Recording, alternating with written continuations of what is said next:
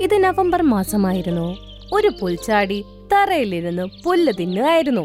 വാ, എന്തൊരു ജീവിതമാണ്! എന്നും നല്ല പുല്ല് കഴിക്കാം, കൂടാതെ ദിവസം മുഴുവനും നന്നായി ആസ്വദിക്കാം. അവൻ ആവശ്യമുള്ള പുല്ല് തിന്ന് ബാക്കിയുള്ള പുല്ലവൻ തറയിൽ കളഞ്ഞു. അപ്പോഴേക്കും പ്രാവ് വന്ന് അവനോട് പറഞ്ഞു, അല്ല, നീ ഇതെന്തായി ചെയ്യുന്നേ? കഴിക്കാൻ വേണ്ടി പറിച്ച പുല്ലെല്ലാം കളയുന്നോ? ഇപ്പൊ പറിച്ചെടുക്കുന്ന പുല്ലെല്ലാം രാത്രി ആവുമ്പോഴേക്കും ഉണങ്ങും. അതെ, പുല്ലൊക്കെ തനിയെ വളർന്നോളും. ഈ പുല്ലൊക്കെ എണ്ണാനായിട്ട് നീ അത്രത്തോളം അങ്ങ് വളർന്നോ? ഞാൻ അങ്ങനെ തന്നെ ചെയ്യുള്ളൂ. അതും പറഞ്ഞ് പുൽച്ചാടി ആകാശത്തേക്ക് പറന്നു. അവൻ എന്നെ പഠിപ്പിക്കാൻ മാത്രം വളർന്നിരിക്കുന്നു. അങ്ങനെ കുറെ നേരം പറന്നു. അവൻ പറന്നു കഴിഞ്ഞ് താഴെ നോക്കിയപ്പോ ഒരു തക്കാളി അവിടെ ഇരിക്കുന്നതായിട്ട് കാണും. ഇത് കൊള്ളാലോ, തക്കാളി.